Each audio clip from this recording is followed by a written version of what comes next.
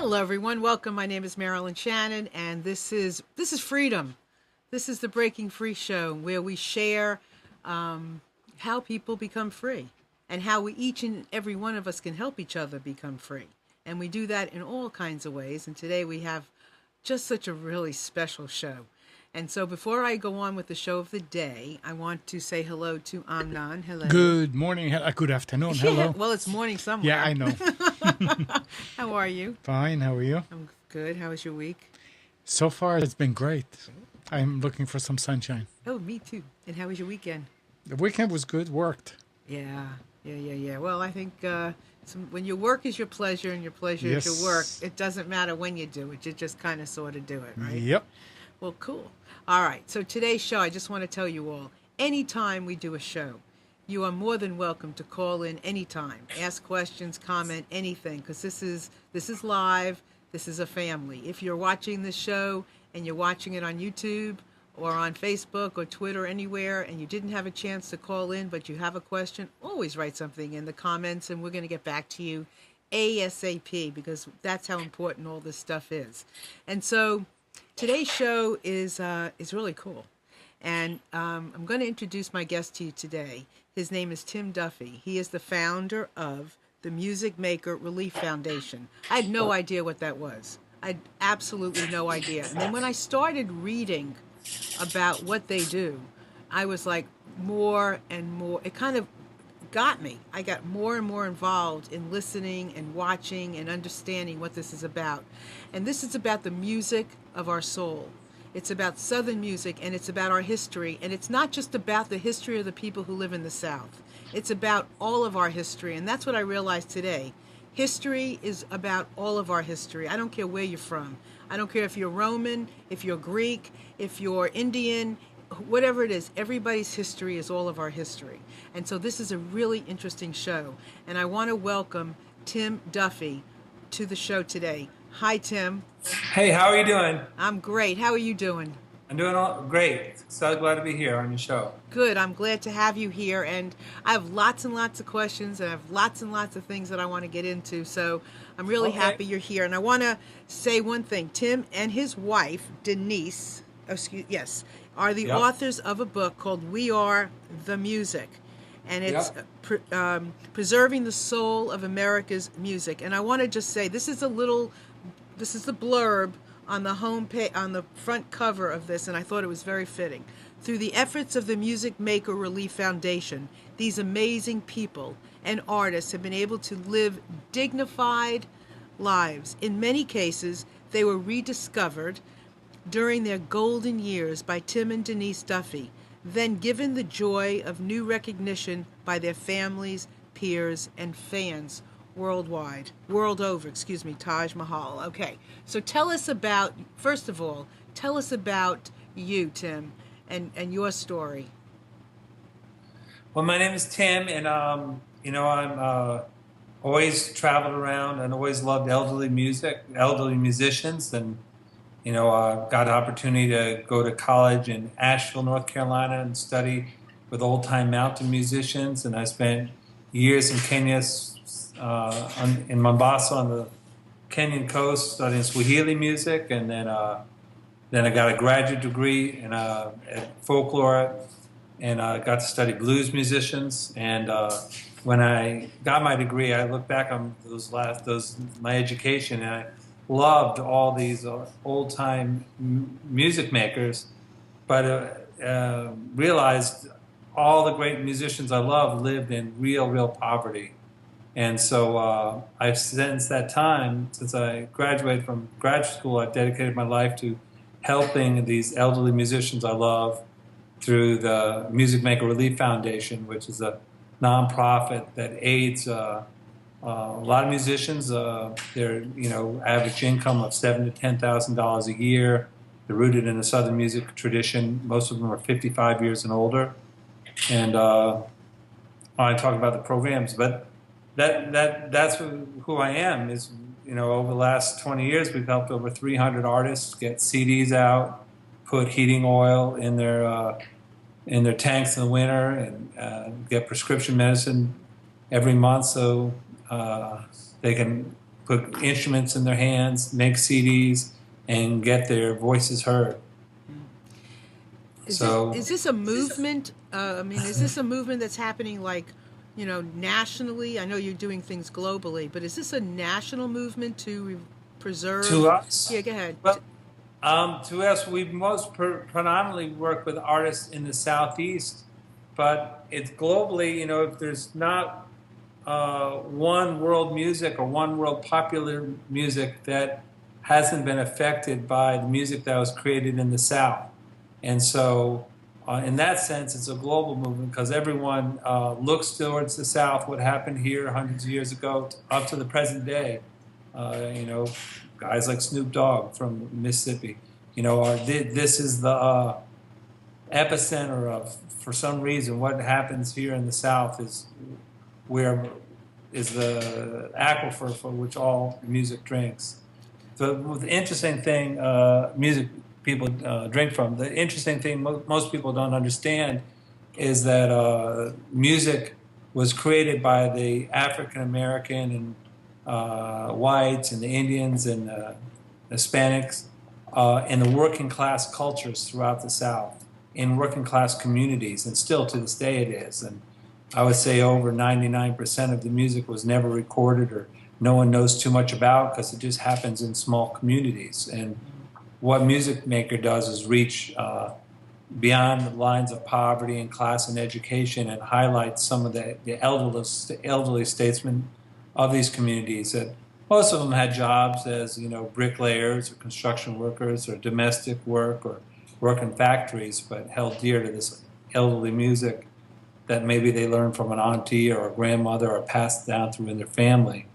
And so we record it, get the stories, take the pictures, and what's different about Music Maker, instead of just putting on a record and never hearing from us again, or doing an academic paper and never hearing from us again, we make true partnerships with the artists, and if they want to work together, we can help with a hand up, not a hand out, Right. Try to get the music heard and treasured, and everyone can benefit from the situation. So, so you said they learned it from an auntie, or they learned it from here, they learned it from there. Is that still going on? Are they teaching Yeah, the it blues now? is a spirit. It's something that it's frankly just does not die. It just keeps going and going. When we first started, we started helping elderly musicians. I couldn't foresee then that we would help younger musicians. We call it the Next Generation program. There was a young group called the Carolina Chocolate Drops that learned all the repertoire from an 80-plus-year-old man. And then with that core repertoire, they won a Grammy for the record they put out. So there's always, seems always someone in the culture that's watching out and latching on and reaching back. And that's always happened. And plus, things that are once new become old. And like Sam Cooke songs, there were once this popular songs, now they're national anthems. I guess you say that about Bob Dylan and Stevie Wonder songs too. Those are our hymn book. Solomon Burke. So that, can you still see me? The computer went off, but Yeah. Yeah. Yeah. you can still see me. Oh yeah. Okay, great. And so that's what happens is, music keeps evolving and changing. And so, there's a myth that something always just goes away. And it's in some part, people go, but the music still exists in the root of it, no matter what form of it, still exists, because that's why we have traditions. Right. If you tap the space bar, you'll be able to see again. Okay. I have a little quote or suggestion that you wrote, I guess, that was in the book, Well, and so I I'm just sorry, wanted to share it. And it said that Tim shares his work with everyone in the hopes that you will. When I moved them, I hit something. Oh, can you hear me? Oops. Can you hear me? It's so Okay. bad. He'll be back. There. Okay. Can you hear me now? It's still going. Oh, you turned the volume down. Hello? Yes. Can you hear us? I'm sorry. I'm Okay, sorry. that's I hit okay. something on the I was computer. just getting ready to share something that I read in your book. That you, this is what you said, what you do, and you share, you sharing your work with all of us in the hopes that we will look more closely at the unrecognized greatness that surrounds us. And you ask that we each seek out the everyday heroic acts of art that will enrich our lives.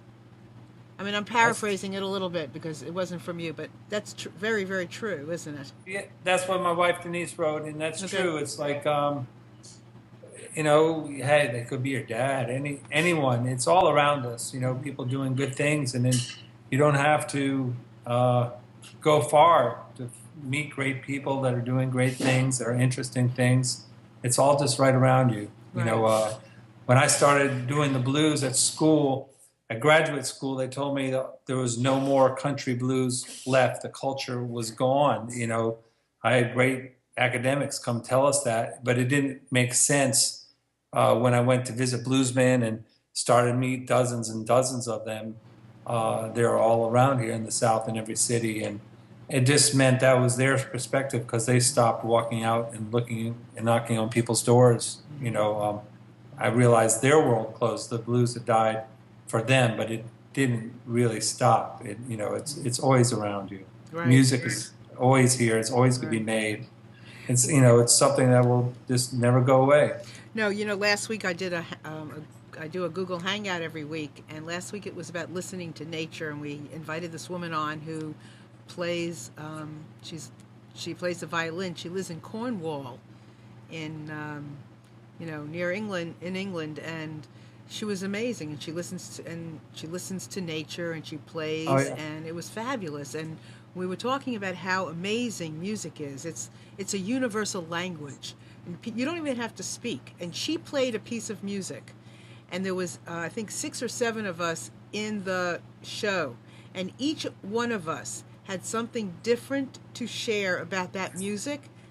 Each of us had a different experience of what we saw that music meant, and each one of us was exactly what the composer had in mind.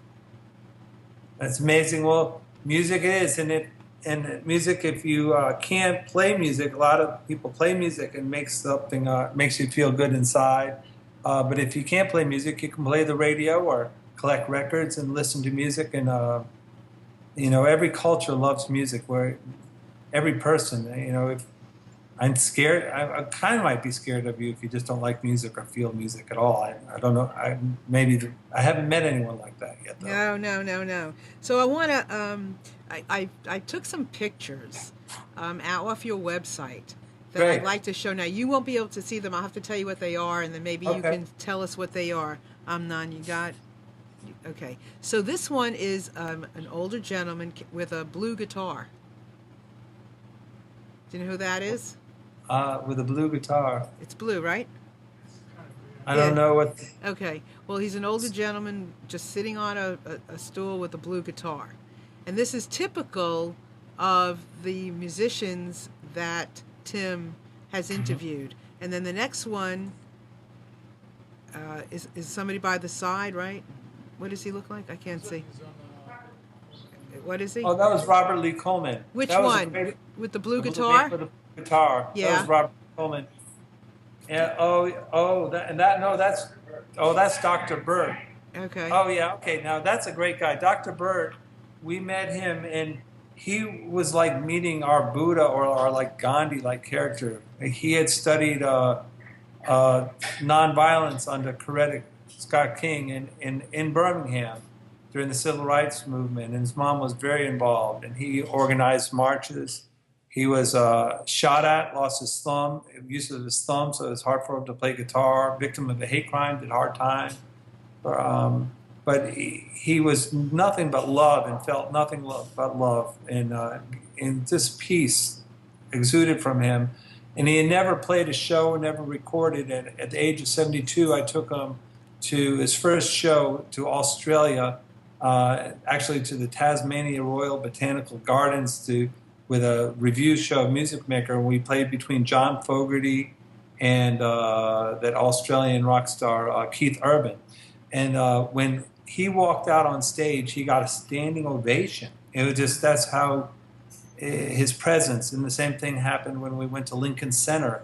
He just, and this was a man never performed ever. And that's the most He had amazing been thing. performing his entire life. He just never performed in front of Yeah, never Rockefellers outside of his community, Yeah. never at a club, never had to. just house parties and Yeah. juke joints and things Yeah. like that. Right. And it was, so that was a powerful, and that's the amazing thing of all these artists we have worked with, no matter how big the stage is or how high the bar is, they just walk out without any nervousness and just relax, and they take it to. So what is it that they are going through in those moments? What are they feeling? I think it's what Dr. Burt would say. There was like a dream come true, something that they always dreamt of is happening to them at 72, when they thought their life had passed them by and they wouldn't have any opportunities anymore. And here comes a time they get to go travel the world and play their music, get recorded. Dr. Burt traveled, all throughout Europe, became well known in France. I remember there was a music museum in France, and he walked in there, and the curator pointed to the ceiling, and there was a beautiful portrait of Dr. Burt painted, mounted on the ceiling. He said, "What am I doing in the ceiling?" He says, "No matter what, Dr. Burt, they'll always have to look up to you here." Yeah. And those kind of stories dumbfounded these guys. And your mouth must have dropped open a million and one times when you heard these stories. And when I was looking through the book and I was looking at some of the quotes and things they said, I was like, oh my God, how profound. They're very profound people, and they've learned lessons to. I don't think when you meet someone like Dr. Burt to go through what he had been through and to really embrace social change and go through that, and it was still making the fight. These are American heroes, but not everyone makes it on the scene or in the history books. There's only so many pages, there's only so many TV channels. But this guy was this, a plumber, that did his and played the blues and was a social rights activist, and spreading that word. So Tim, this music of the South, it's not just the blues. I mean, No. It's a combination of different music, right? There's so much music that was born down here. There's and we support a lot of different kinds. There's bluegrass, old time music, there's a lot of gospel music, jazz, Native American music, even like in North Carolina, Thelonious Monk, John Coltrane, are right from here in North Carolina, to all sorts of music. I don't know. And the amazing part, these guys invented all this music on Friday night, Saturday morning, and Sunday in the church. This is working class people invented this stuff. When you hear these great old Southern melodies and Southern songs, they go into the folk idiom. But if you really trace it back, there was a person that wrote that song. Like if Bob Dylan didn't have a publisher and a record company, you would think "Blowing in the Wind" is just a folk song, but we know Bob Dylan wrote it. But we know Robert Johnson wrote "Sweet Home Chicago," but "Home on the Range," there's some cowboy that wrote that song too. Right. We just don't know who it is. Right. So when you said that, you were saying something about when they walk up on the stage that they just do it like that, like it's not like it matters, but they don't get all nervous and bent up out of shape about it, do they? Confident, and they just awaken that it's an opportunity that they've dreamt of, and they know how to take charge of it and just go ahead and do it. It happens time and time again.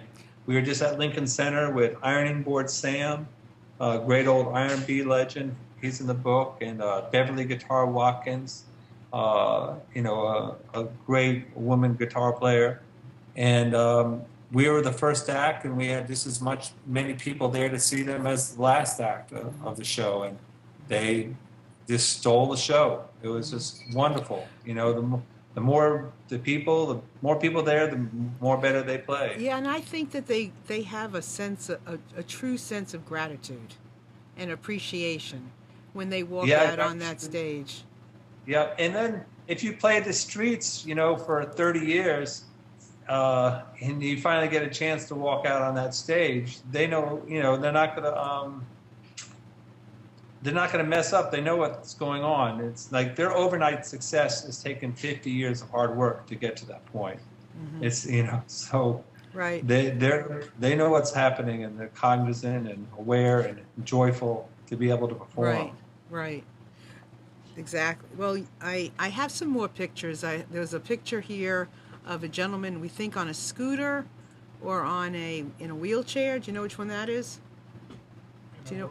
In a robe. Do you know which one that is? He's got a guitar. Oh, okay. She's going to show it to me. Oh, that's a great guitar. That's Carl Hodges. He had just had his leg amputated.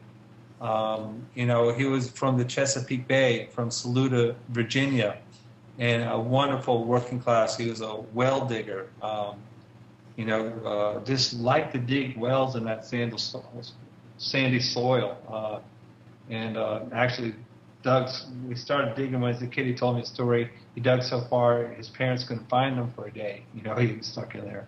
But he just played good old down-home blues, and was a sweet, sweet man. You know, he would drive down to visit us with his friends. And that's the main thing that we do that we didn't intend to do at start, is make a community. Carl would come down and visit Micah Vine and meet Eddie Tigner and meet Beverly, meet John D., and all these elderly people, and a lot of elders in our country, they're stuck at home or in the nursing homes, or they're not at work life, so their social life gets smaller. And so all these bluesmen, we introduce them to each other, and we go to shows together. Like that fellow there, we went to Europe quite often, went all over the country together, and they have friends. And then when his leg was amputated, actually Micah Vine and Captain Luke and a lot of his friends, blues friends from North Carolina, we all got in a car and went to visit him, and that's why we're there at that day. And so that sense of community, I think at some point it means more than the money or anything that we do. And I think one of the most interesting and what perspectives to get from all of this. I mean, we talk about freedom here all the time, and we have people on doing all kinds of things. And here you have, here you have people, men and women, not expecting a darn thing. They're just out there playing their music. They're living their life. They're not expecting, they have no expectations. They can't even imagine, maybe in their wildest dreams, having their dream come true. Or maybe they don't even think about this being a dream. They're just picking that guitar, or they're just playing their music, right? Mm-hmm. And they get it, and they got it. And then you get this man pop up, Tim, and his wife Denise, and they create this opportunity out of nowhere. Look what's been able to be accomplished.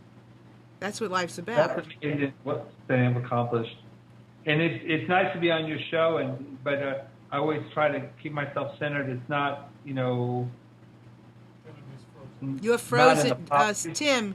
Your internet, You're frozen. We can hear you, but your picture's frozen. What do I do to unfreeze us? So, bear with us, everyone. It's worth it. I promise. I know that sometimes these connections can go cuckoo, but don't go anywhere. Hold on to every story that you hear, every situation that you get to be a part of. Just hold on. And we have some more pictures. I don't know exactly who they are, but Amnon, could you show... these are the people that Tim is inspired by, and these are the people that we're inspired by. And then there was another group picture, right? I think it's number 4. There you go. These are in the back roads. This is where the talent is, and this is what these people do. They come around together, they play, they inspire each other, and they're not waiting for anything. They're just out there playing their music. Here is an interesting an interesting quote that I was reading Tim's book, and one of the gentlemen in the book said, "I caught it from my cousin, who caught it from my uncle, who caught it from the blind boy Fuller." I thought that was great. They don't. They just picked it up. It was like storytelling, and they would hear a story, and then they would just. They didn't think about, being this great maestro.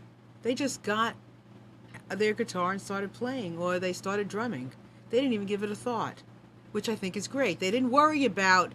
They don't even think about, do they sound great and are they on tune? It didn't matter to them. Storytellers don't care. They just play, and they get better and better with age. So it's very cool. I was reading this one story in the book, which I loved, and it was the story about this woman who, let me see if I can get her name, Etta Baker. And she wanted to do this, and her husband wouldn't let her. She wanted to play music, and her husband wouldn't let her. And hopefully when Tim comes back, he'll be able to explain it more. But she, when he died, she started playing music. When he died, when the husband died, so he started playing music. She started playing her music, which is really great. So the other thing that Tim and his organization do is they help schedule these musicians to play. They get them gigs all over the world. You heard him talk about being at Radio City or, in Europe and wherever.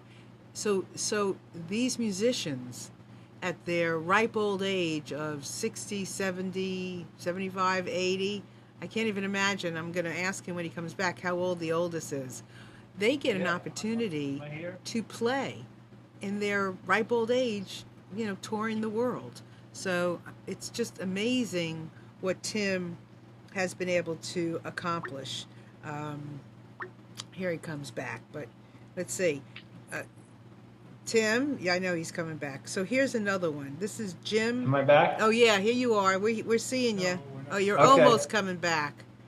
Okay. Okay, but while you're doing that, I was talking about. I read this quote, from John D. Yeah. I caught it from my cousin, who caught it from my uncle, who caught it from Blind Boy Fuller. Yeah. That was cool. Yeah. And Blind Boy Full, I don't know if you know, he was a recording artist here from Durham that recorded in the late 30s and actually sold 500,000 records. So probably one of the first crossover hits. And so pretty important guy. And John D, like knowing Robert Johnson or knowing just a big famous star in your field. So they make money with this talent. They make money touring around with you. What do they do with this money? I mean, how does that affect their lives? Yeah, well, John D just moved to another trailer, in a nicer place where he could live. A lot of people, like a lot of good grandparents, help their kids. That's the problem. The poverty is just not isolated just to them. There's these whole communities of poverty that in a belt, probably from throughout the South, different parts of the South. And so a lot of times with the money, they'll get themselves situated and they'll start helping their kids. That's what I mostly see. And that's what they do. And how much money do they make? I mean, really? Well, not much. That's the thing. If the average Social Security, I was saying, is average between $4,000 and $10,000. But sometimes when a partner artist comes in, we're easily to double or triple that income. So maybe go from $10,000 to maybe $20,000 to $30,000. In really big cases, we've had guys, grossing, $100,000. Wow. A how few does times. that change? So how does that change their? Well, Cootie Stark, probably the most successful, he has spent a lot of times being hungry. So he spent all his money on taxi drivers to restaurants and going out to eat. And he spent the last years of his life never going hungry. Wow. I always got a kick out of that. Listen, Tim, I'm not suggest that you stop your video and start it again because it's just spinning? I mean, we can hear you, so that's great. Oh, okay, But we if you did. We could just, stopped the video and started it again. And should we try it again? well, it's still going around and spinning. Yeah. Yeah, don't disconnect. Just stop the video, the camera, and Okay. then start it again. Okay, so now should we hit start again? Yeah. And then we can just keep on talking while you're doing that. Okay, yeah, it keeps, I call it the wheel of doom. It keeps going around and around.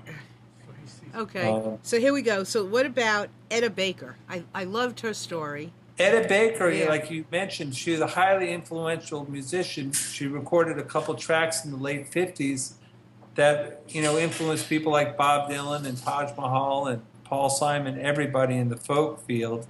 And then her husband wouldn't let her go to play. And then after he passed in 1976, she just quit her work in the mill and said she's going to start working. And then she had a little good run of it. And when I met her at 80 years old, everyone said she was too old and her music was no good anymore. But it wouldn't give her any record deals, so we put out probably her best record, Railroad Bill, and put out subsequent 3 more records, and got her her royalty payment, a large royalty payment for that record that never went out of print, and she did quite well, and made a significant income and a lot of attention brought to her. Kenny Wayne Shepherd, a rock blues guitarist, included her in a film with many other artists, and she lived to be 92 years Wow. old. And, So this is, this is magnificent. I mean, this is truly magnificent. To be able to, first of all, we're all a part of the story, and to be able to hear what has been accomplished for, let's say, Etta, who, was told she couldn't do something.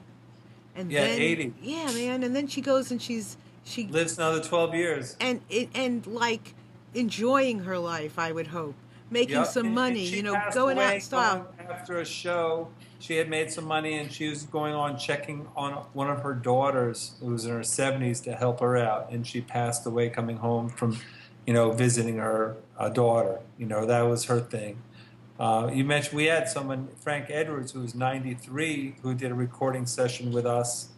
Didn't want to stay for dinner, and our friends were driving him home and stopped at a rest area and had a heart attack and passed away, 3 hours after his last session with us. And he was doing what he liked. He was recording.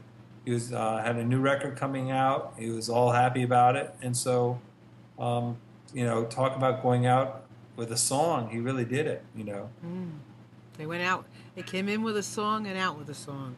Yeah. So here's another one. So here's George Higgs. George was a Piedmont bluesman. He grew up farming in a little Carolina hamlet called Speed, a fast name for a slow town, he used to joke.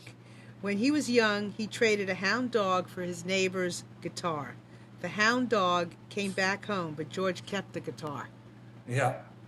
Cool These are such amazing stories. Yeah, and that's another fellow that just worked, was a carpenter and farmer, and came up sharecropping, and he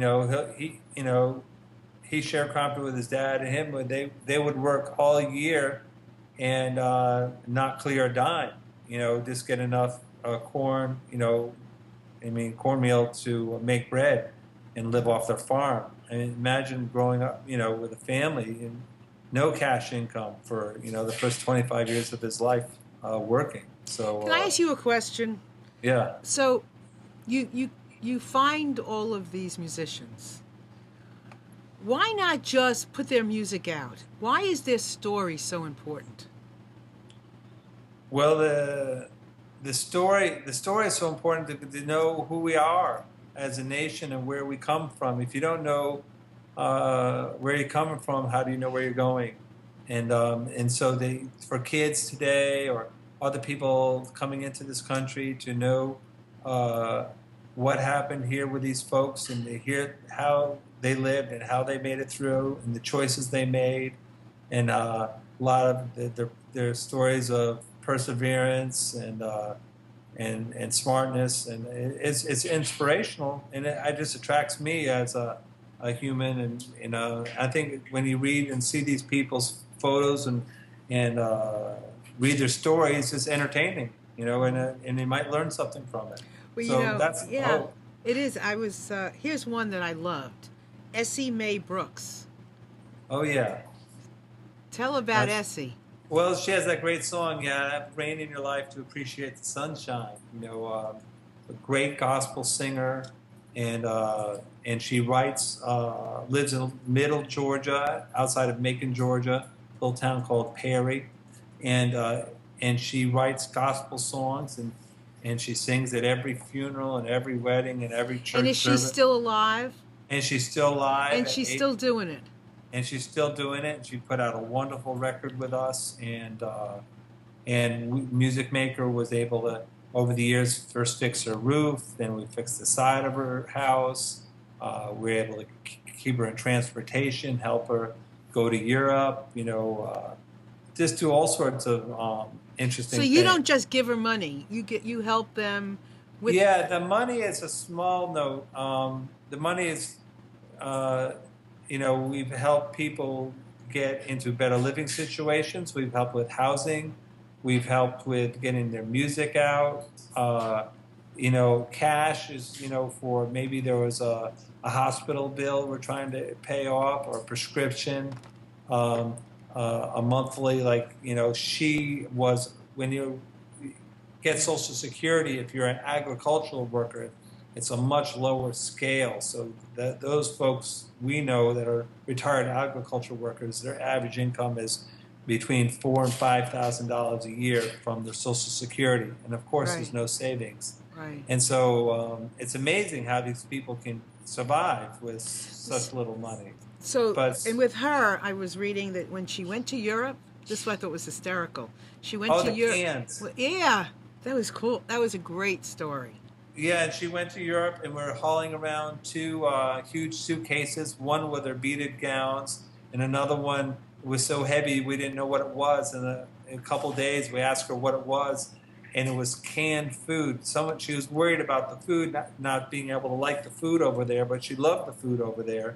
But we opened it up, and there was little beanie weenies and sardines and canned spaghetti and all those little things, just in case she didn't like the food. So she shared it. I said, "Man, we're not carrying this anymore." And she shared it with all the guys. And we just ate on that for a couple of days at night. Who knew? It's great because you never know. I mean, you Yeah, never, and she never, you're traveling a lot of time with our job. Yeah. It's like taking your grandmother or grandfather who's never been out of their little town to Europe, and not just one of them. You're taking 9 or 10 of them at a time. And so that was her concern was food, yeah, Yes. it's just these stories. When I was reading them, and You can't make them up. They're all No, real. you can't, and you can so appreciate what's behind the music, understanding what's behind the person. Yeah. So Chris is asking, what is the significance of that beautiful chair that I would love to have that you're sitting on? The big, colorful chair. Oh, Sam's chair. That was a gift to Guitar Gabriel, our founding artist. And it's some antique dealer gave it to Gabe. And when Gabe died, I didn't know what to do with it. So I gave it to a friend of our named Sam the Dot Man. He's an elderly African-American folk artist. So he's pretty famous down here. And I gave it to him, and the next week he had painted it and gave it back to me. And he painted Gabe on it, and we call it Gabe's Throne. And since that time, we've taken a lot of pictures about every Music Maker artist that comes through. Someone sits down on it, and we take their picture with it, And It's a great chair. I'd like to have it in my house. yeah, actually a great chair and a great folk artist, and a lot of he's still going at 86. That fella. So, what is the oldest one of musicians? One of these musicians. What's the oldest one? How old are they? Alive now? Yeah.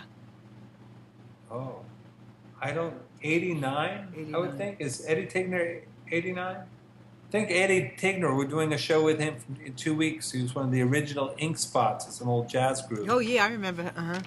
and he's one of the original, and he toured with them for 35 years. And we're going to go do a show in Columbia, Missouri, the Roots and Blues and Barbecue Festival. So he's still touring, at 89. So what is your? I want to play. We have a little music to play, but I want to ask you something. Like, who are you really? Like, you've got this huge heart. You're surrounded with all these older people. I mean, and you have to. I mean, I know how I am when I'm around, as an older person. I'm like really careful with them, and want to make sure they're okay and all that kind of I'm stuff. not that. If you know me, I'm not that careful, and I'm not that. We treat them like just everybody else. I try to be respectful, and the main thing is trust. This is a culture that has, in a business I'm in, that doesn't have much trust. So we all trust each other, and trust is earned. By one day, every day it's earned, and over time it's earned more. Because these people have been through the mill. So if you say you're going to do something, you do it, and so. That's who I am as someone try to be someone that is honest and just those simple things. Honesty is the best policy, and try to just keep those basic human rights and human kindness and human love to work all together to push our cause down the road. Faith can move mountains. I started this as just a broke college kid and a broken down old blues man with one guy.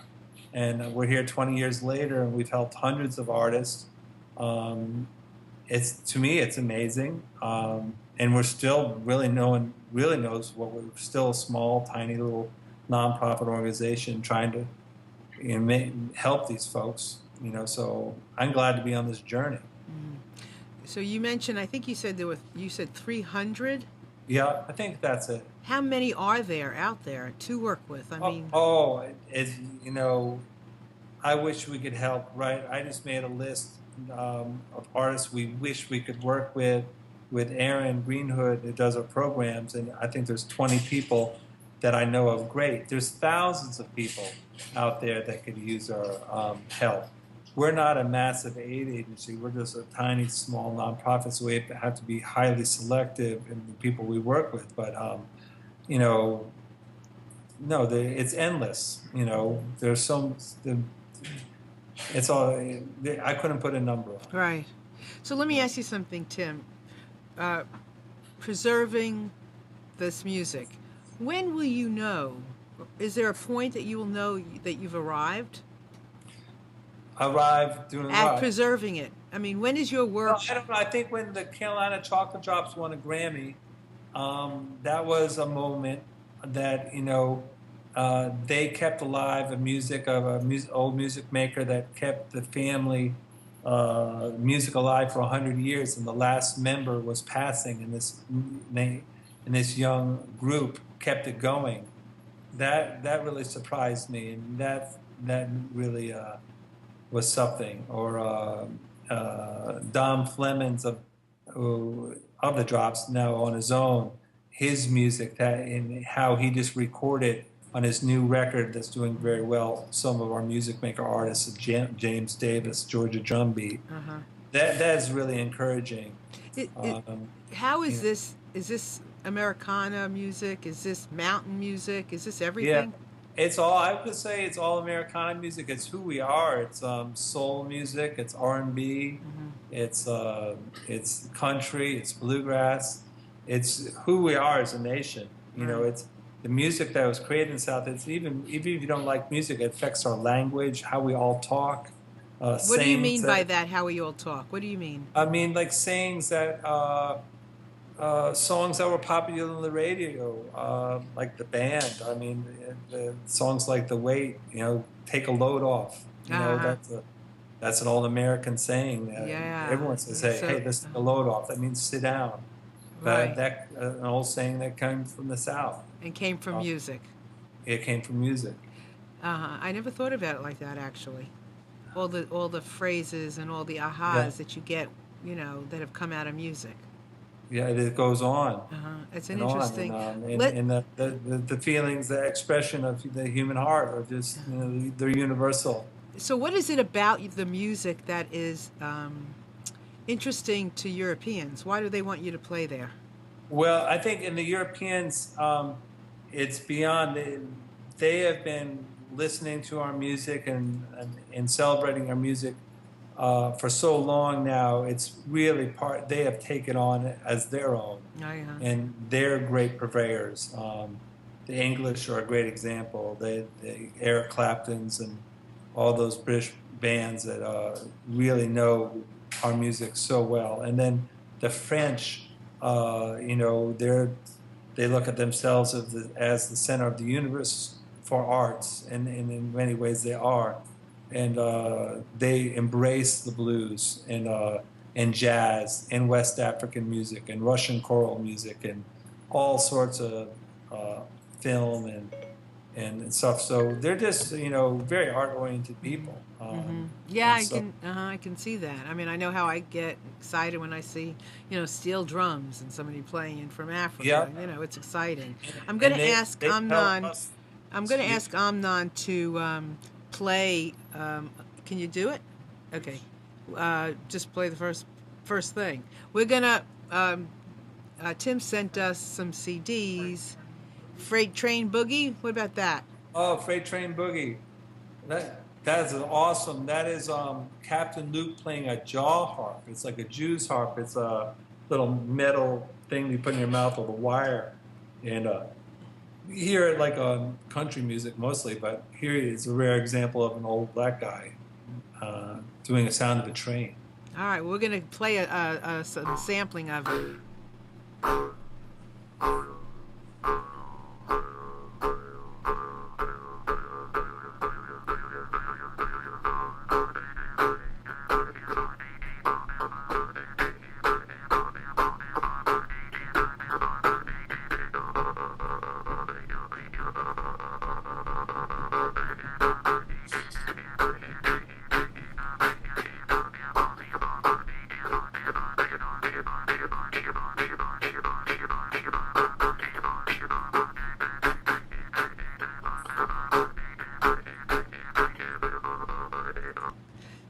So he's playing that with his mouth. Yep, and Cool. like a jaw and a little wire on a piece of metal, Oh my stroking God. that blade. Wow. And so that's cool. And Yeah. he's still alive. He's one of the first artists I met, and he is 86. And he was one of the younger artists I worked with. Now he's one of the oldest. But we've been together. I met him in 1991. We're still working together.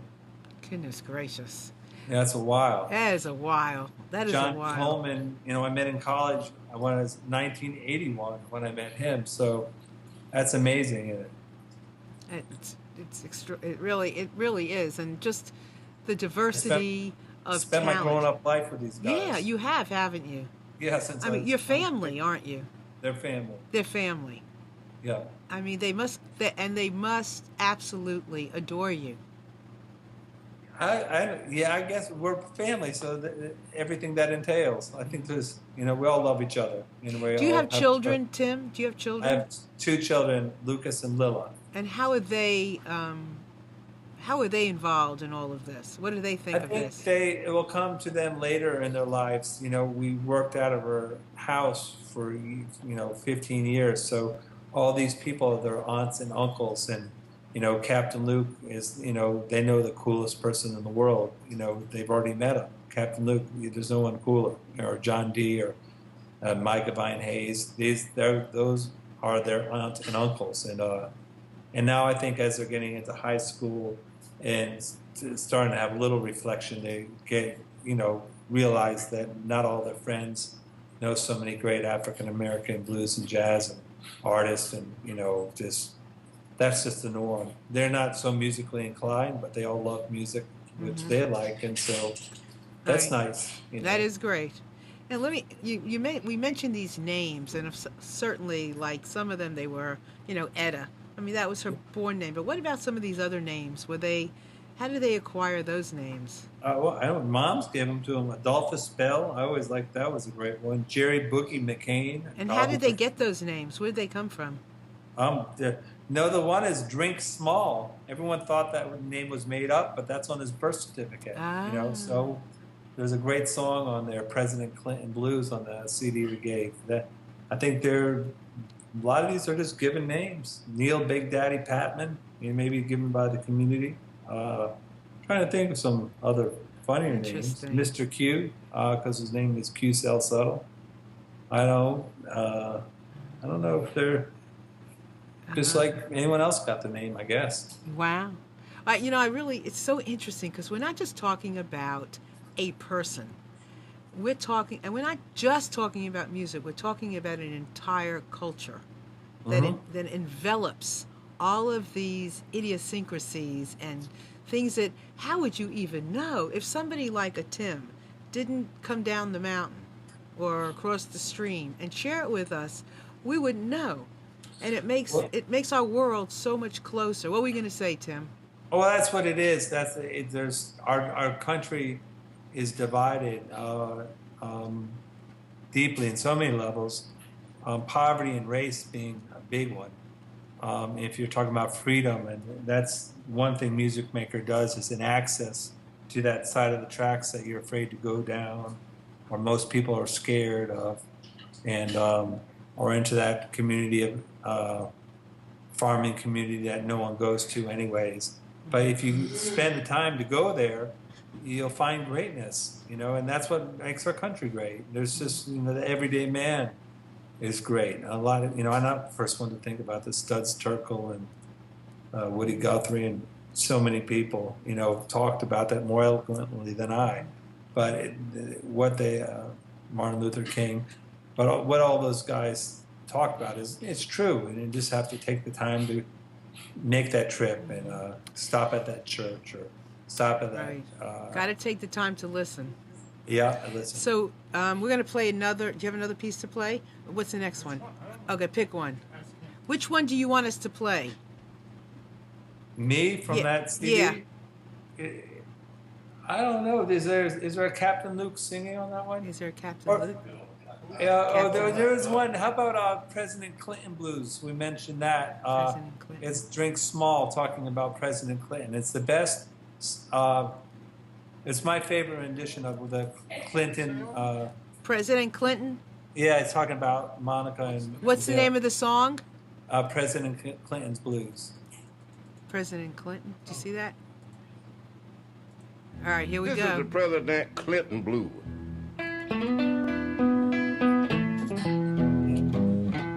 I'm playing in the Piedmont order,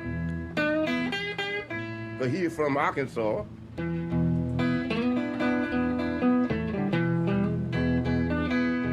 don't know why people worrying about Clinton. The man did the same thing that Adam did to Eve. They act like that's the worst thing in the world. I like President Clinton.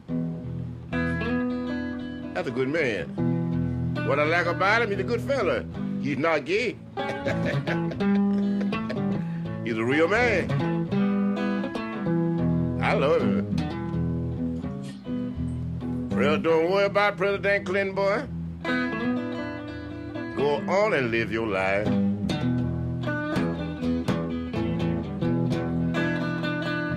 President Clinton, go on and live your life.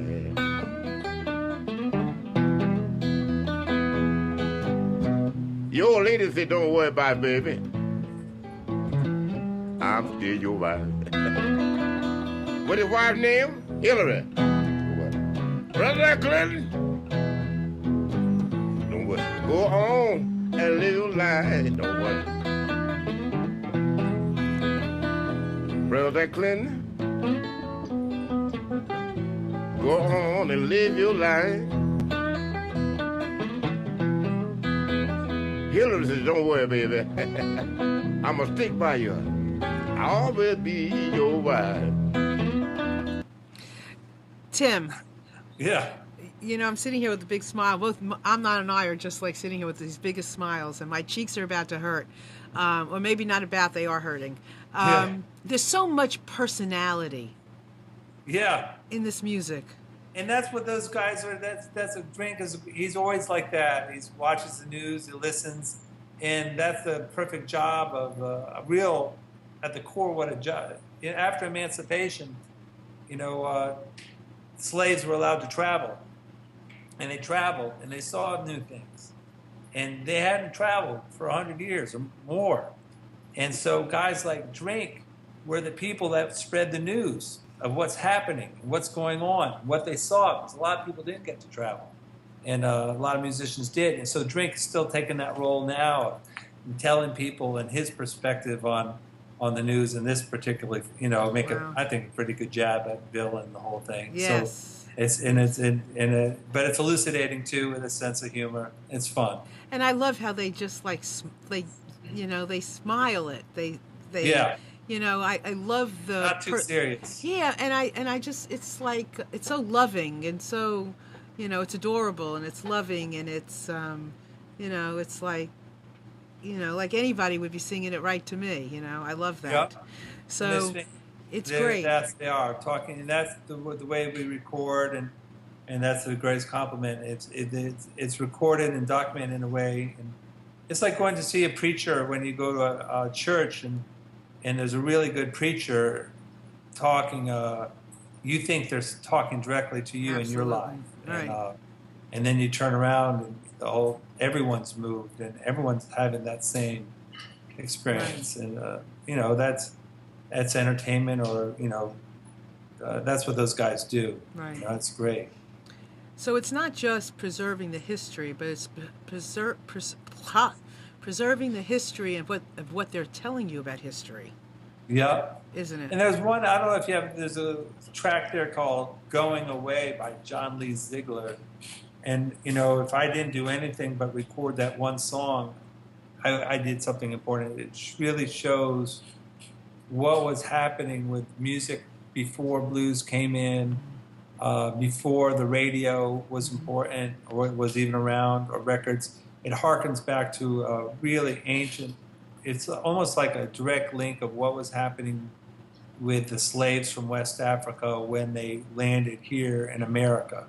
And to record that in the 90s and still hearing ancient slave music being played was remarkable, and it still stands as probably one of the most remarkable pieces. So what was it? We'll It's play.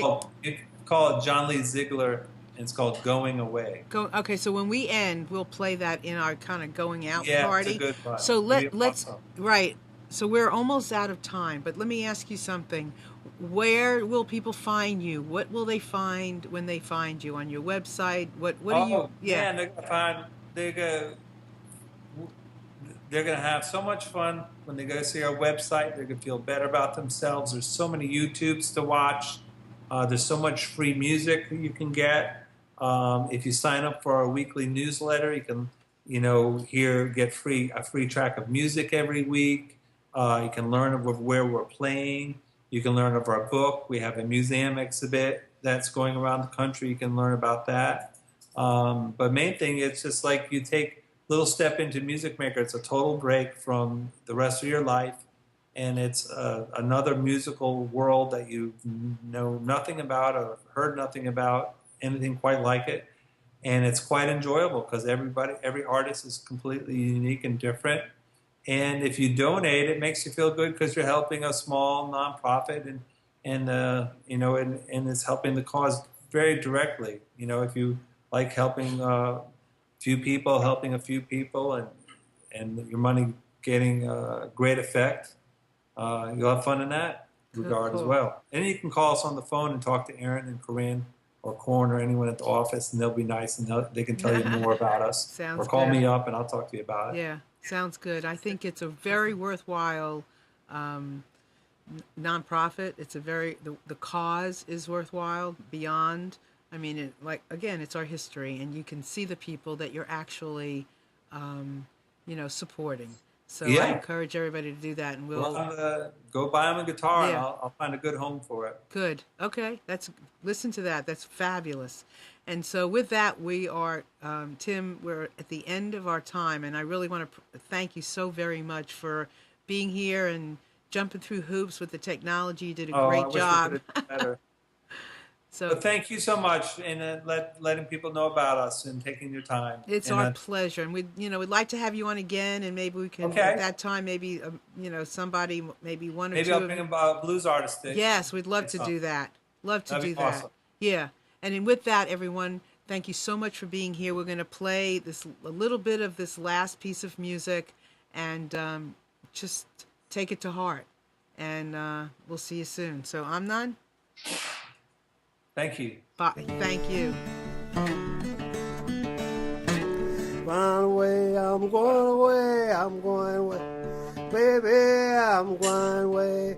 Baby, that's to worry of my doggone, worry of my doggone, worry of my doggone mind.